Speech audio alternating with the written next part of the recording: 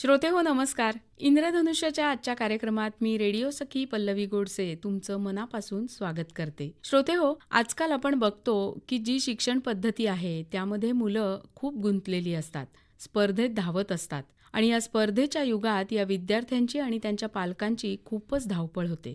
आणि या सगळ्यामधून आपलं पाल्य खरंच सर्वार्थाने शिक्षित होतंय का, की नुसतंच या स्पर्धेमध्ये पळतंय? खरोखर विचार करण्यासारखी गोष्ट आहे. आजच्या आपल्या या कार्यक्रमात आपण जाणून घेणार आहोत होम स्कूलिंग विषयी आणि त्यासाठी आम्ही आमच्या स्टुडिओमध्ये आमंत्रित केलंय नुपूर पटवर्धन यांना. चला त्यांच्याशीच गप्पा मारूया आणि जाणून घेऊया होम स्कूलिंग या संकल्पनेविषयी. मॅडम नमस्कार. नमस्कार. आकाशवाणीच्या स्टुडिओमध्ये तुमचं मनापासून स्वागत आहे. Thank you so much. आत्ताच मी असं म्हटलं की आपण असं बघतो की मूल, त्याची शिक्षण आणि ही सगळी आपली जबाबदारी असते. मग आपले सगळे प्लॅन्स आधीपासूनच ठरलेले असतात की नक्कीच. त्याला कुठल्या शाळेत घालायचं, बरोबर. काय करायचं. युग आपलं हे आत्ताचं स्पर्धेचं चालू आहे. Yes. स्पर्धेत तर आपल्याला जायलाच हवं. हो हो पण ही सगळी कसरत करताना आपलं मूल नेमकं कुठे आहे, ते काय शिकतंय किंवा ते खरंच शिकतंय का, कुठे आपण कमी पडतोय का, हे सगळं विचार करण्यासारख्या गोष्टी आहेत. आणि ओव्हरऑल आपण बघायला गेलो तर आज 2.0 हा जमाना मानला जातो आणि त्यामुळे प्रवाह खूप फास्ट आहे. आणि मग ह्या सगळ्यात सगळ्यांचीच धावपळ होते, त्रेधा तिरपीट होते. नक्कीच. तर तुम्ही होम स्कूलिंग करता आहात, हो. तुमच्या स्वतःच्या मुलाचंच तुम्ही करता आहात. तर ही संकल्पना नेमकी काय आहे? ओके. आता जसं तुम्ही म्हटला की स्पर्धेत आपण भाग घ्यायचा आहे, पण तो कधी कितव्या वयात भाग घ्यायचा आहे हे आपण पालक म्हणून नक्कीच ठरवू शकतो. बरोबर. आणि मग ती स्पर्धा 4 वर्षाच्या मुलाची असावी का, की त्याला आता लाईफ स्किल्स जास्ती महत्वाचे वाटतात. तर हा सगळा जेव्हा मी विचार केला तेव्हा मी असं ठरवलं की माझ्या मुलासाठी शाळा एक करिक्युलम तुम्हाला देते. बरोबर. नक्कीच. पण आधीच्या काळात तरी 8 वर्षाचं मूल होईपर्यंत घरातच शिकत होतं ते सगळं आणि मग ते गुरुकुलमध्ये जाऊन शिकत होतं. म्हणजे बरोबर. जे इंडियन रूट्स जे आपले आहेत ते आणि होमस्कूलिंग बघितलं तुम्ही तर त्यामध्ये Match आहे. खूप साम्य आहे. त्यामुळे होमस्कूलिंग मी असं म्हणेन की खूप जुनं, इनफॅक्ट आपल्या सिव्हिलायझेशनची मॅच होणार असं एक शिक्षण संकल्पना पद्धती आहे. होऊ शकते. बरोबर. ऑफकोर्स स्कूल्सना आपण कुठेही नाकारू शकत नाही. स्कूल्स ही गरज आहे आणि म्हणून ते आहेत. बरोबर. हा, पण होमस्कूलिंग म्हणजे काय, तर आपण घरातच पालक म्हणून थोडी जास्त जबाबदारी घेऊन आपल्या मुलांना घडवण्याचं काम करणं. वा. खरं तर खूप छान संकल्पना आहे ही. Yes. आणि आता तुम्ही असं म्हणालात की गुरु शिष्य परंपरा, म्हणजे प्रत्येक वेळेला गुरु म्हणजे गुरुच. आई हे गुरु हे तर एक त्रिवादित Yes. सत्य आहे. तर ही जी शिष्य परंपरा होती त्याच्याशी हे मिळतं जुळतं आहे नाही जवळजवळ. नक्कीच नक्कीच. मी तुम्हाला सांगितलं की घरातनं मूल जे शिकतं, उलट टीचर म्हणून पण त्यांना स्कूलमध्ये एक 20 मुलं हँडल करायची असतात. ती 20 मुलं सारखी वागतात का? अजिबात नाही. तर इथे कशी काय ती वेगळी वागतात, कारण त्या प्रत्येकाच्या घरातलं वातावरण वेगळं आहे, त्यांना मिळालेले संस्कार हे वेगळे आहेत. बरोबर. आणि हेच ऍक्च्युली होमस्कूलिंग आहे की बरोबर. आपण घरीच फक्त काय की वेगळं करिक्युलम देऊन त्यांची एक्झाम हा. देण्यासाठी म्हणून जे आपण किंवा सर्टिफिकेशन साठी जे आपण शाळांमधनं पाठवतो ते मी माझ्या मुलासाठी थोडंसं आता नाही ठरवलेलं आहे. हा, आता होम स्कूलिंग पण मी म्हणेन की वेगवेगळ्या पद्धतीने लोक करतायत. म्हणजे अच्छा. आज माझा मुलगा होमस्कूल होत आहे आणि अजून जर का 4 मुलं होमस्कूल होत आहेत तर त्या सगळ्या मुलांमधला प्रत्येक मूल वेगळं शिकतोय बरं का. बरोबर. कारण प्रत्येकाची घरातली रिक्वायरमेंट ही वेगळी आहे, वातावरण हे वेगळं आहे, त्यामुळे त्याला त्याच्या एन्व्हायरमेंट मधनं तो शिकत जातोय पुढे जाऊन. खरंय खरंय. त्यामुळे बघितलं तर होमस्कूलिंग मध्ये 3 पार्ट्स होऊ शकतात. हम्म. एक म्हणजे पूर्ण स्ट्रक्चर बेस असं होऊ शकतं होमस्कूलिंग, किंवा कम्प्लिटली अनस्ट्रक्चर्ड ज्याला आपण अनस्कूलिंग म्हणतो. म्हणजे तिथे तर काहीच सिलेबस पेरेंट्स पण नाहीच आहे. ठरवत नाहीत. मुलाला ज्यात इंटरेस्ट आहे त्या इंटरेस्ट वरून तो एखाद वेळी एकाच विषयातला इंटरेस्ट असू शकतो, बरोबर. मग तो एकच विषय मूल शिकतो. आणि अशी मुलं आहेत ओके. हा की जे आयुष्यभर एकच विषय शिकतात. क्या बात आहे. येस. आणि मला this वाटतं is ते so- आणि त्याच्यामध्ये चांगलेच एक्सपर्टीजच एक्सपर्ट होणार ना. होतात. त्यामुळे खूप वेगळ्या गोष्टी करता येऊ शकतात हे मला जाणवलं. त्यामुळे मुलांची क्युरिओसिटी न मारता आपण उलट त्या क्युरिओसिटीच्या प्रमाणे शिकवणं, दॅट इज होमस्कूलिंग. मला वाटतं हे खूप Freedom. मोठं चॅलेंज तुम्ही स्वीकारलेलं आहे नाही का? डेफिनेटली. आता मला सांगा की तुम्ही म्हणालात तसं की आपण स्वतः एक पालक होऊन ही जबाबदारी स्वीकारणं, हो. मग काय ऍक्टिव्हिटीज काय घेता तुम्ही? आता हे एज ग्रुप वाईज खूप डिफर करतो. बरोबर. म्हणजे अगदी इन्फंट, आता मी ज्या ऍक्टिव्हिटी सुरू केल्या, माझा मुलगा गार्ग्य तो 6 महिन्याचा होता तेव्हापासून ऍक्टिव्हिटी हळूहळू सुरू केल्या मी. बरोबर. पण मग त्या बेबीज साठी काय असायला हव्यात, तर ह्याच्यासाठी मी स्वतः खूप मॉन्टेसरी अप्रोच चा अभ्यास केला. ह्यावर मी स्वतः थोड्या परीक्षा दिल्या आणि मॉन्टेसरी ट्रेनिंग घेतलं. ओके. आणि मग मी हळूहळू ह्यामध्ये आणखीन डेप्थ मध्ये जायला जेव्हा लागले तेव्हा मला स्वतःला खूप आवडीचा हा विषय असल्यामुळे तो जमलं. त्यामुळे अगदी ABCDच शिकवणं म्हणजे शिकवणं असं नाही. म्हणजे तर आपल्याला काय शिकवायला हवं तर सेन्सरी ऍक्टिव्हिटीज घ्यायला पाहिजेत किंवा फाईन मोटर जिथे त्यांच्या हातांमध्ये किंवा बोटांमध्ये बळ येण्यासाठी ज्या काही ऍक्टिव्हिटीज असतात अगदी सोप्या घरातले आयटम्स वापरून तुम्ही किती गोष्टी करू शकता. हे मी तिथे अगदी 6 महिन्यापासून सुरुवात केली. म्हणजे 3 वर्षापर्यंत खरं सांगू तर मी त्याला पेन हातात लिहिण्यासाठी दिलेला पण नव्हता. आता तो 4-4.5 वर्षाचा आहे. आता तो लिहायला सुरुवात करतो. त्याला त्याची मजा वाटते. त्याला त्याचं प्रेशर वाटत नाही. बरोबर. त्यापेक्षा मला असं वाटतं की पहिल्यांदा त्यांना लाईफ स्किल शिकू दे की त्यांचं शर्ट घालता येतोय का, बटन घालता येतोय का, शूज घालता येत आहेत का, स्वतःचे केस विंचरता येत आहेत का, हे स्किल्स जास्ती महत्वाचे आहेत. अगदी 3 to 6 ह्या एज ग्रुप मध्ये रादर दॅन सिलेबस होत राहणार आहे. आणि 8 वर्षाचं मूल कसंही शेवटी शिकतं वाचायला आणि लिहायला.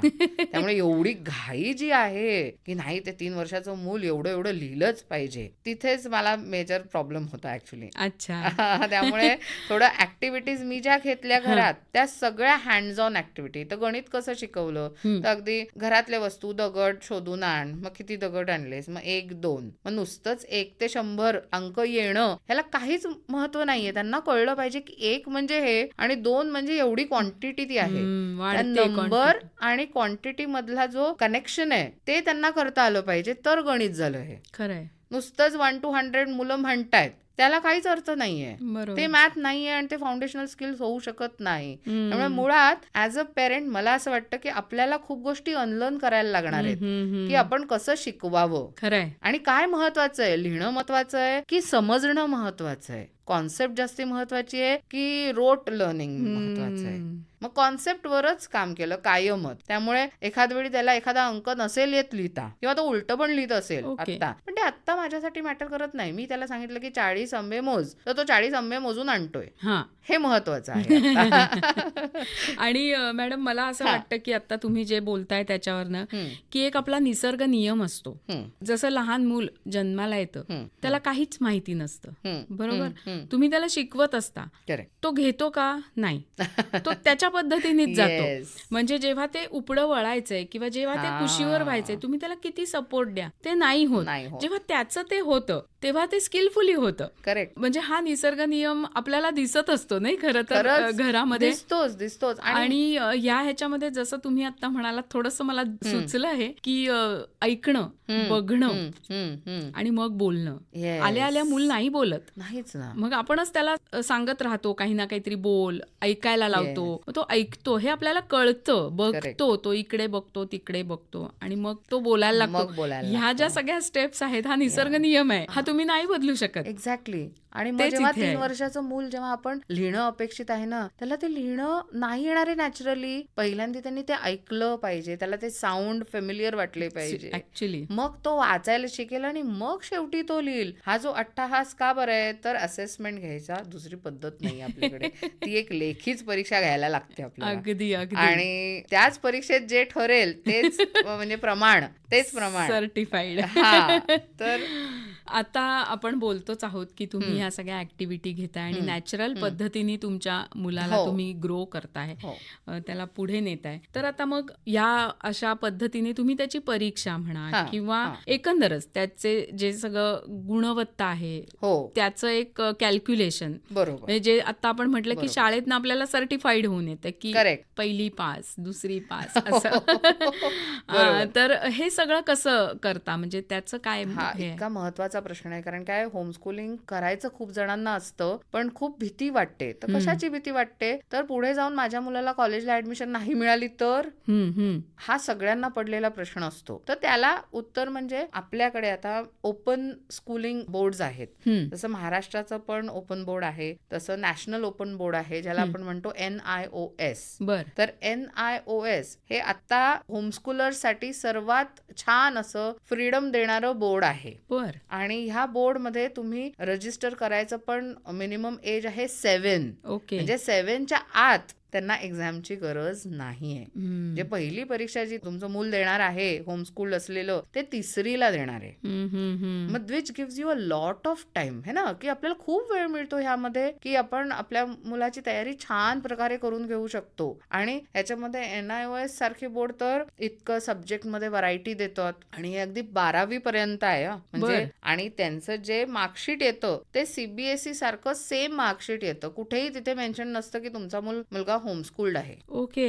हा. आणि मग NIOSचं सर्टिफिकेट असताना जी सर्वात महत्वाची गोष्ट आहे की तुम्ही कोणत्याही एंट्रन्स एक्झामला बसू शकता. मग ते बर. नीट असो, JEE असो, काही असो, CET असो, ओके. कोणत्याही याला तुम्ही एलिजिबल आहे कारण हे गव्हर्नमेंटच आहे. हम्म, हम्म, म्हणजे हे हम्म. लिगल आहे. ओ, फक्त काय आहे की आपल्याला किंवा आपल्यासारख्या पालकांना खूप जणांना हे माहितीच नाहीये माहितीच की नाही. हा पण एक ऑप्शन आहे. हम्म, हम्म, आणि मग हम्म. भीती वाटते की सगळ्यांच्या विरोधात जाऊन आपण काहीतरी वेगळं करतोय. प्रवाहाविरुद्ध. हा. त्यामुळे ही भीती खरंय, असते. खरंय. पण भीती बाळगण्याची अजिबात गरज नाही. NIOS सारखं बोर्ड खरोखरच मिळणार नाही. इतक्या कमी कॉस्ट मध्ये तुम्हाला सर्टिफिकेशन मिळू शकतंय आज. हम्म, हम्म, की हम्म. इनफॅक्ट जे आपण प्रायमरी स्कूल वगैरे मध्ये जी फी भरतो त्याच्या अगदी 1/10 पार्ट मध्येच तुम्हाला परीक्षा देऊन तुम्हाला सर्टिफिकेशन मिळू शकतं. वा वा वा, खरंच छान गोष्ट आहे. एक मॅडम अजून बेसिक हा. प्रश्न मला असा पडलाय की तुम्ही म्हणालात की मी सुरुवातीला थोडं याच्यासाठी मी पण कोर्स केले. हो हो नेमके हो. काय काय कोर्स केले तुम्ही? ECCET आता लहान असल्यामुळे ECCET नावाचा कोर्स आहे अर्ली चाइल्डहुड साठी. तर तो कोर्स मी केला हा, हा. आणि तो ओपन युनिव्हर्सिटी मधनच केला. वा. आणि ऑनलाईनच केला हा हा. पण कोर्स. पण त्याच्यामधनं मला कळलं की मला काय करायला हवाय, कसा विचार करायला हवाय. हम्म, हम्म, हम्म. आणि मुळात टीचर असल्यामुळे बाकीचं म्हणजे तो एक फार मेहनत घ्यायला लागली नाही. तो एक्सपिरियन्स होताच. क्या बात है. हा. आता तुम्ही असं म्हणालात की आपल्याला होम स्कूलिंगसाठी हे सगळे सर्टिफिकेट्स म्हणजे पुढे जाण्यासाठी परीक्षांसाठी सगळे परवानग्या मिळतात. मिळतात. हो, मग हो. आता तुम्ही म्हणालात तसं की आता हे मुलं जसजशी पुढे पुढे जातात, हो, आपण जसं हो. म्हटलं मगाशी तसं पहिली पास, दुसरी पास, हो. तर ह्या वयाचा अभ्यासक्रम तो हम्म. कसा काय ठरवता? अच्छा, आता तुम्ही जर का NIOS किंवा कोणत्याही बोर्डमध्ये, आता इंटरनॅशनल बोर्ड जसं केम्ब्रिज बोर्ड आहे हम्म. तिथे पण तुम्ही रजिस्टर करू शकता. अच्छा. ओके. तर त्यांच्याकडनं एक सेट सिलेबस येतोच. हम्म. तो एक तुमचा फाउंडेशन असू शकतो. ओके. हा. किंवा त्या वर्गाचे तुम्ही NCERT बुक्स फॉलो केलेत हम्म, हम्म, तर हम्म. तुमचं मूल नक्कीच मागे पडणार नाही. ओके. हा. मुळात काय आहे की होमस्कूलिंग जेव्हा तुम्ही करताय ना तेव्हा त्या माइंडसेट मधनं तुम्हाला बाहेर यायला लागतं ऍक्च्युली की मागे पडायचं कोणाच्या रेसमध्ये नाहीच आहात तुम्ही. खरं म्हणजे खरी तुम्ही गोष्ट आहे. तुमच्या मुलाच्या इंटरेस्ट अनुसारच सगळं शिकवणार चालू आहात. आहे मग आता तुमचं. माझ्या मुलाला समजा सायन्समध्येच इंटरेस्ट असेल आणि हिस्ट्रीमध्ये एवढा इंटरेस्ट नसेल तर मी जास्ती भर सायन्सवरतीच जायचंय. आधीची सायकोलॉजी कशी होती की समजा एखादा मूल मॅथ्समध्ये चांगलं नाहीये आणि इंग्लिशमध्ये चांगलं आहे तर मॅथ्सची ट्युशन लावली जायची. का तर तो स्ट्रगल करतोय म्हणून. आता तुम्हाला विचार उलटा करायचा आहे. तो कशात चांगला आहे, इंग्लिशमध्ये चांगला आहे ना, मग त्याचं आणखीन गायडन्स द्या आणि त्याला त्याच्यात एक्सपर्ट बनवा. कारण का पुढचा जमाना जो आहे तो आपल्यासारखा नाहीये. तसे जॉब्स पण नाहीयेत आता पुढे. खरंय. त्यामुळे ज्याच्यात त्याची गती आहे, ज्याच्यात त्याची इंटेलिजन्स आहे त्या सब्जेक्टलाच उलट तुम्ही जास्ती मोटिवेट करून त्याला तेच एनकरेज करा. That is his path. Okay. थोडक्यात मला जे काही आतापर्यंत कळलंय त्याच्यामध्ये तुमची मेहनत आहे. पालक म्हणून जास्त आहे हम्म. आणि त्या मेहनतीची जर तयारी ठेवली तुम्ही तर तुम्ही हा निर्णय नक्कीच घेऊ घेऊ शकता. Yes. नाही का? आता एक आपण असं बघतो मॅडम की शिस्त हम्म, हम्म, हम्म, हम्म, हम्म. हो, हो. सगळ्यात मोठा विषय आहे हो, हो. आणि शाळेत शिस्त लागते. बरोबर. ऑब्व्हियस आहे म्हणजे हो, हो. असतंच हो, ते नक्कीच, की नक्कीच. टाइम लिमिट्स असतात Of प्रत्येक course. गोष्टीला. ऑफकोर्स.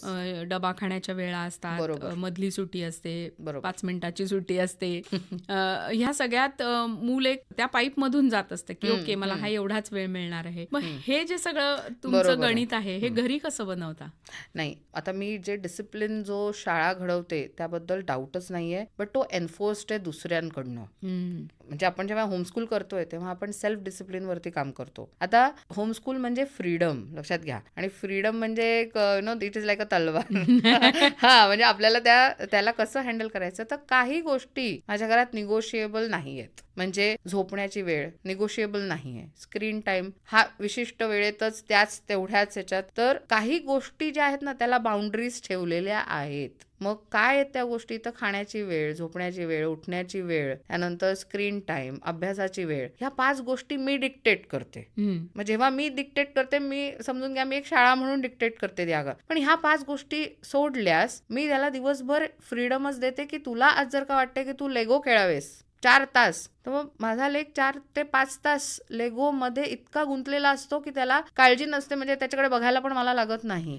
मग that is the kind of focus I am working on, जो एन्फोर्स नाहीये. मुळात शाळेत जो टाइम टेबल आहे ना, की अर्धा तास इंग्लिश, मग अर्धा तास नंतर बेल वाजते आणि मग मॅथ्स. गणित. मी असं खूप वेळा बघितलं की जेव्हा मी टीचर होते त्यावेळेला जेव्हा असा छान रॅपो जमलाय आणि तेव्हा तिची घंटा वाजते आणि मग सगळी मुलं पण अपसेट, आपणही अपसेट, Disturb. अरे सगळं डिस्टर्ब. हा फ्रीडम मला होमस्कूलिंग मध्ये मिळतो, की एखादा विषय आता चाललाय ना, मग तो 4 तास पण चालले ना का, तो फ्रीडम मी घेते. ओके.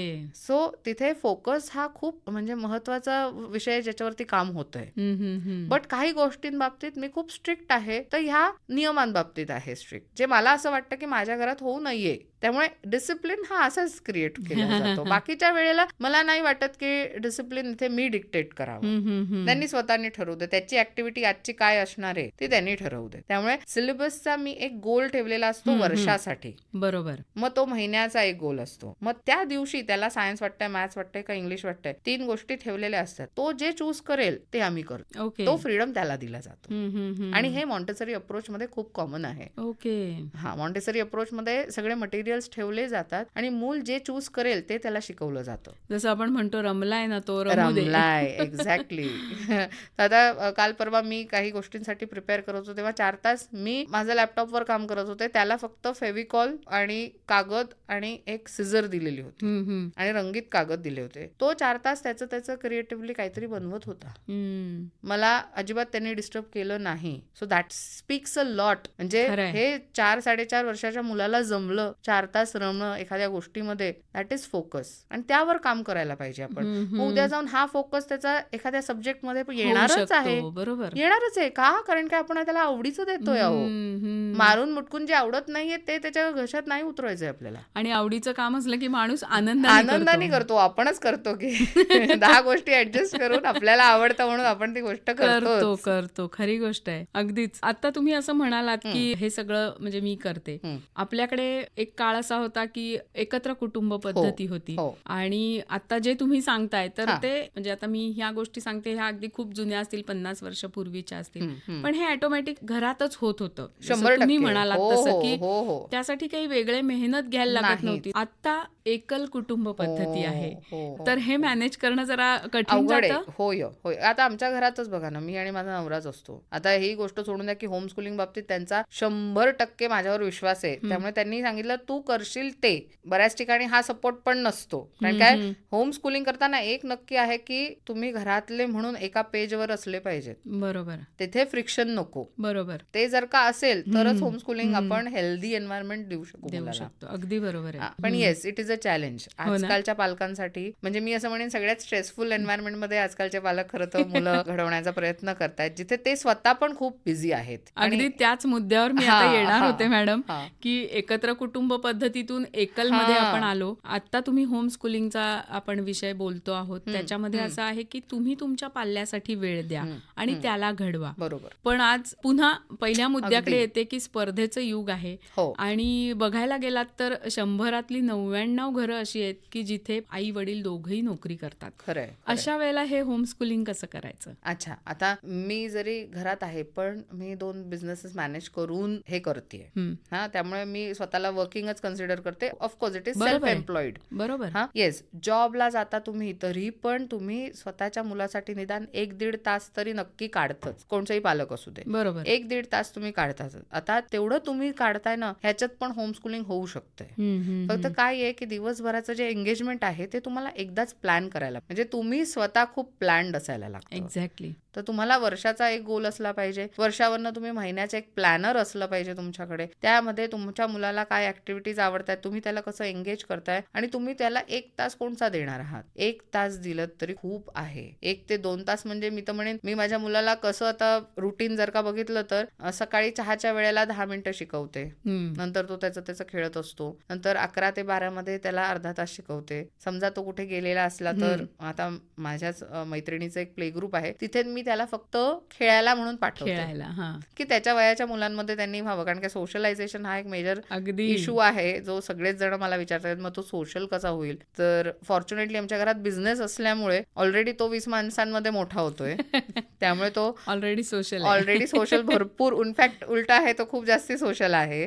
आणि त्याच्या वयाच्या मुलांमध्ये पाठवण्यासाठी तर वेगवेगळे ऍक्टिव्हिटी क्लब्स आहेत, डान्स क्लास आहे किंवा इतर क्लासेस आहेत. आणि माझ्या मैत्रिणींनी मला एक थोडंसं हायब्रिड स्कूलिंगचं एक चांगला ऑप्शन दिला की ज्याच्यामध्ये मी तिच्याकडे पाठवू शकेन आणि तिथे तो 3 तास जातो, हफ्त्यातनं 3-4 दिवस जातो. इनफ आहे. एवढ्या मला सांगा 4-4.5 वर्षाच्या मुलाला एवढं सोशलायझेशन इनफ आहे. बरोबर आहे. त्यामुळे त्याचा जो दिवस आहे तो आम्ही अभ्यासाचा दिवस आम्ही तो मॅनेज करतो. आणि असं मी म्हणेन की दिवसातनं तो 1 तास अभ्यास करतो, ते पण विथ ब्रेक्स. आणि 4.5 वर्षाच्या मुलाला एवढं इनफ आहे. खरं आहे. आणि पुढे जाऊन तुम्ही नक्कीच जे म्हणजे तुम्ही एक्सपर्ट नाही आहात, तुम्ही हायर करू शकता ट्युटर्स त्याच्यासाठी. त्यामुळे हे सॉर्ट आउट होऊ शकतं वर्किंग पेरेंट्स. पण फक्त parent should be well informed, म्हणजे त्याची नीट रिसर्च असला पाहिजे आणि प्लॅनिंग असलं पाहिजे. आजकाल असं आपण बघतो की तुम्ही मगाशी म्हणालात एक मुद्दा की स्क्रीन टाइम, की त्याला प्रत्येक गोष्टीसाठी एक एक वेळ दिलेली आहे विशिष्ट. करेक्ट. आणि आज आपण असं काय कॉमन ऐकतो की तो मोबाईलवरच असतो किंवा ती मोबाईल सोडतच नाही. बरोबर. आणि पालक असे हताश झालेले असतात.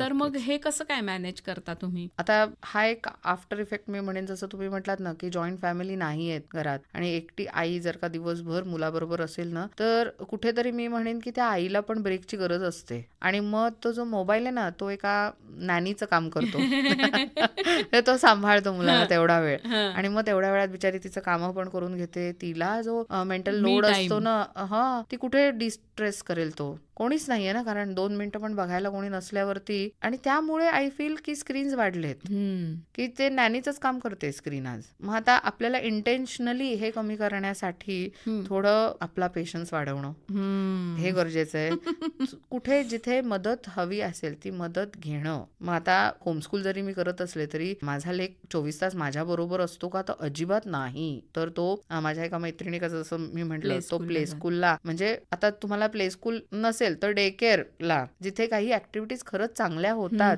अशा ठिकाणी आपणच एंगेज करायला लागतं. त्याचं टाइम युटिलाइज करणं, कसं करणं, म्हणजे त्याला मायक्रो मॅनेज करणं असं नाही. ऑफकोर्स. तर काही वेळेला मी बघितलंय की टॉईज आपण काय चूज करतोय, आपण बुक्स कोणत्या चूज करतोय, ह्यावरती मुलांचा इंटरेस्ट त्यावरती असतं. इलेक्ट्रॉनिक टॉईज, वाजणारे हे करणारे टॉईज थोड्या वेळ त्यांना अट्रॅक्ट करतात लहान मुलांना, पण नंतर नाही. तुम्ही बिल्डिंग टॉईज जर का घेतले, जसं मी आता उदाहरण दिलं लेगो, तर लेगो हे असं टॉय आहे, मी खरंच त्याचं कौतुक नाही, पण असे काही टॉईज आहेत की ज्यामध्ये माझं मूल रमतं, की तो स्क्रीन नाही मागत. आणि स्क्रीन हे ऑप्शन त्याला कधीच दिलं नाहीये. बरोबर. त्यामुळे काय होते, सुरुवातच केली नाही ना त्याची, तर मग मूल मागतच नाही. आता बाहेर गेल्यावरती रेस्टॉरंटमध्ये मी कधीच त्याला मोबाईल दिला नाहीये. मी टेबल गेम्स खेळते त्याच्याबरोबर, मी त्या टिश्यूवरती काहीतरी ड्रॉ करते, त्याला सांगते कर, मग काहीतरी मी त्याच्याबरोबर काहीतरी ऍक्टिव्हिटी नेते. बरोबर. सो प्रिपेअर असणं आपण ऍक्च्युली गरजेचं आहे, की आपण आपल्या मुलाला घेऊन जर का 4 तासाच्या ट्रेन जर्नीवर जातोय किंवा फ्लाईट जर्नीवर जातोय, तर असे टॉईज आपल्या बरोबर, असे बुक्स आपल्या बरोबर, तर येस आपल्याला थोडं त्यांना एंटरटेन करायलाच पाहिजे. बरोबर. पण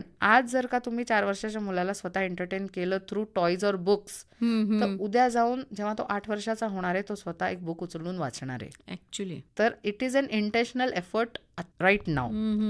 हे आता 6 वर्षापर्यंत 8 वर्षापर्यंत तुम्हाला ही मेहनत घ्यायला लागणार, पण 8 वर्षानंतर तुम्हीच बघाल की he will choose book over a screen. पण ते इंटेन्शनल असायला लागतं. अगदी. त्याला प्रिपरेशन लागते तुमची. खरंय. मला वाटतं हा खूप महत्वाचा मुद्दा आहे की तुम्ही तुमच्या मुलाला कसा वेळ देताय, किती वेळ देताय, त्यापेक्षा कसा वेळ देताय, त्याच्यावर तो स्क्रीन टाइम आपोआप ठरेल. मला वाटतं कदाचित तो मागणारही नाही. मग मला असं सांगा सांगा की आता हे तुम्ही सगळं सुरू केलंय. हा, हो. 4 वर्षाचा तुमचा मुलगा आहे. हा. साधारण तेवढीच वर्ष तुमच्या या हो, हो. होमस्कूलिंगला नक्कीच, साधारणपणे नक्कीच. झालेली आहेत. येस. काय सांगतात रिझल्ट? रिझल्ट मला जे दिसतंय की तो आता त्याची जर का रीडिंग लेवल तुम्ही बघितलीत, रायटिंग वरती माझं भर नव्हतंच, त्यामुळे ते गोलच नव्हतं माझ्यासाठी. त्यामुळे रायटिंगवर मी कधी खूप जास्ती काम केलंच नाही. पण रीडिंग बघाल तर आज एक ग्रेड 1चं मूल जेवढं वाचतं तेवढं वाचू शकतोय माझा मुलगा. त्यानंतर अकॅडमिक्सचा आपण विचार केला, अगदी मॅथ्सचा, तर पाढे जे सगळ्यांना खूप तिसरीत जाऊन पण पाठ नाही होत, तर ते पाढे त्याला येत आहेत. का तर ते सॉंग्सच्या माध्यमातून शिकवले आहेत. बरं. त्यामुळे पाढे त्याचे पाठ आहेत. मॅथ्सचा बेस त्याला आता मेंटल मॅथ्स कळतं. तर का कळतंय? कारण का त्याचं फाउंडेशन इतकं स्ट्रॉंग आहे की त्याला 5 आणि 5 2 मिनिटात तो सांगतो 10. न काही फिंगर्स काउंट करता किंवा काही काउंटिंग न करता. हे मेंटल मॅथ्स हे कसं शक्य झालं? तर फाउंडेशन वरती काम केल्यामुळे. त्यामुळे आता तर तो स्वतः तयार होऊ शकतोय, कपडे घालू शकतोय, शूज घालू शकतोय. हेच आपल्यासाठी गरजेचं आहे असं मला वाटतंय. तो जेवतो, स्वतःच्या हाताने जेवतो, आणि हेच त्याचे असेसमेंटचे पॅरामीटर्स माझ्यासाठी महत्वाचे आहेत. आणि हे चांगले रिझल्ट आहेत. हो, हेच माझ्यासाठी चांगले रिझल्ट आहेत. त्याला जिथे आपल्याला आवड लावायची आहे तिथेच बरोबर आवड लागलेली आहे. तर ही शिस्त त्याला आपापलीच लागते. विच मॅटर्स, सेल्फ डिसिप्लिन हे शिकवायचंय आपल्याला, ना की मी सांगते म्हणून तू कर. बरोबर आहे. तुला हे योग्य वाटतंय आणि तुला वाटतंय करावंसं, ह्यावर आपण काम केलं पाहिजे. खरंय, अगदी खरंय. मॅडम, आता हे सगळं तुम्ही शिकवताय, तुम्ही त्याच्यासाठी प्रिपेअर आहात सगळं करण्यासाठी, पण हे जे शिक्षणाचे स्रोत आहेत, रिसोर्सेस, हो, काय आहेत नेमके? आता अगदी अर्ली इयर्सचा विचार केला तर तुमचे टॉयजच हे रिसोर्सेस आहेत. तर असं वेगळं आपल्याला काहीच करायचं नाहीये हो. रोजच्या हिशोबातलं फक्त त्यांना जे तुम्ही चूज करताय मटेरियल त्यांच्यासाठी, ते थोडंसं विचार करून, रिसर्च करून, स्वतः पुस्तकं वाचून मग ते तुम्हाला करायला पाहिजे. रिसर्च अंमलात आणायचंय. पण ऑनलाईन पण भरपूर फ्री रिसोर्सेस अवेलेबल आहेत आज. खूप छान. आणि तुम्ही मगाशी म्हणाला तसं की घरातल्या घरातच कुठलंही मूल तुम्ही बघितलं तर ते तुमच्याकडे बघून शिकत असतं. डेफिनेटली. त्यामुळे तो रोल मला वाटतं महत्वाचा आहे, आणि तोच सगळ्यात मोठा रिसोर्स आहे असं वाटतं. नक्कीच. कारण तुम्ही काय वागताय, तुम्ही कसे बोलताय, तुम्ही कसे राहताय, हे मुलं बघत असतात, निरीक्षणाने ते पुढे करत असतात, नाही का? So true. खूप चांगलं आहे हे मॅडम की आपलं मूल आपल्या समोर राहून घडत असेल तर कुणालाही आवडेलच. नक्कीच. पण ह्यामध्ये मगाशी जसं तुम्ही म्हणालात की पुन्हा आपलं मूल सोशल कसं होणार, हा एक वेगळा विषय आणि वेगळा मुद्दाही आहे, आणि तो काही चुकीचा नाहीये. कारण त्याला जर सगळं एकट्यानेच करायची सवय झाली तर शेअरिंग कसं करणार? नक्की. काय सांगाल त्याबद्दल? येस. आता जे एन्व्हायरमेंट स्कूल देतं ते आपण रिक्रिएट घरी नाही करू शकत. नक्कीच नाही देऊ शकत ते. त्यामुळे सोशलायझेशन हा जो विषय आहे ना, हा खूप त्या मुलाच्या स्वभावावरती अवलंबून आहे. की ते मूल त्याचा स्वभाव काय आहे त्यावर अवलंबून आहे. पण ते सोडूनही आपण कितीतरी प्रकारे सोशल एन्व्हायरमेंट मध्ये असतो, तर मिक्स्ड एज ग्रुप्स मध्ये असतो आपण. आणि ह्याबद्दल मॉन्टेसरी अप्रोच खूप चांगलं अप्रोच आहे, जिथे मिक्स्ड एज ग्रुप्स एकत्र येऊन काम करतात. तर हे कुठे होऊ शकतं? तर कोणत्याही ऍक्टिव्हिटी क्लासमध्ये होतं की इथे जे तुमची मैत्री होते ना, ती एका इंटरेस्ट वरती होते. आणि मला असं वाटतं की जिथे इंटरेस्ट मॅच होतात ती मैत्री जास्ती छान वाटते. कारण एकच विषय आपल्याला आवडीचा असतो आणि त्यावरती आपण कनेक्टेड असतो की नाही, मॅटर नाही करत. मग तिथे एज खरंच मॅटर करत नाही. त्यामुळे येस, सोशलायझेशन हे आपल्याला खूप इंटेन्शनली काम करायला लागतं. पण शाळा म्हणजेच सोशलायझेशन असं नाही. आपण शाळेत पाठवतो तिथे आपल्याला अनवॉन्टेड लोकांशी डील कसं करायचं हे पण शिकतो आपण. हे येस, हे एक एन्व्हायरमेंट होमस्कूलिंग मध्ये नाहीये, कारण का होमस्कूलिंग थोडंसं फिल्टर्ड एन्व्हायरमेंट देतं. बरोबर आहे. आणि येस, हा एक ड्रॉबॅक असूच शकतो होमस्कूलिंगचा, आणि तो आहे आणि तो मी मान्यच करते. पण त्यासाठी सोल्युशन काय? तर आता तुम्ही बघाल तर होमस्कूलर्सची पण कम्युनिटी बनतीये की. क्या बात आहे. येस, आज रत्नागिरीत पण होमस्कूलिंग सेंटर्स आहेत, जिथे मी माझ्या मुलाला घेऊन जाऊ शकते कधीही मला वाटलं तर, आणि तिथे होमस्कूल होणारे इतर मुलांबरोबर तो जेल होतोय. जिथे काय होतंय, एक महत्वाचं म्हणजे पेरेंट्स पण लाईक माइंडेड भेटतात.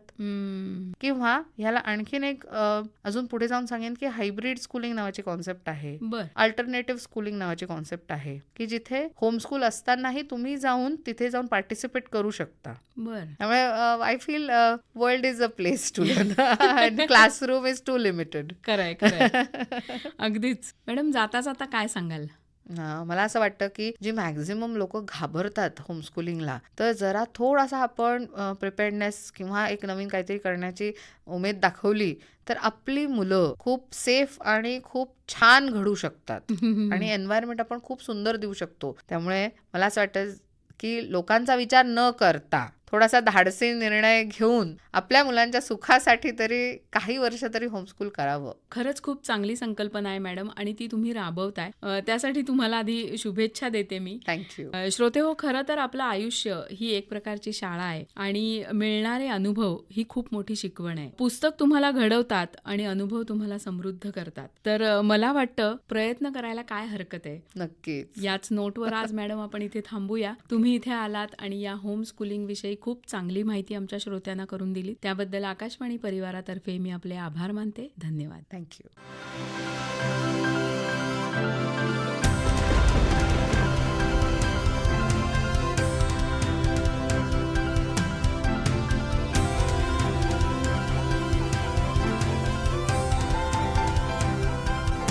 इंद्रधनुष्य इंद्रधनुष्य इंद्रधनुष्य इंद्रधनुष्य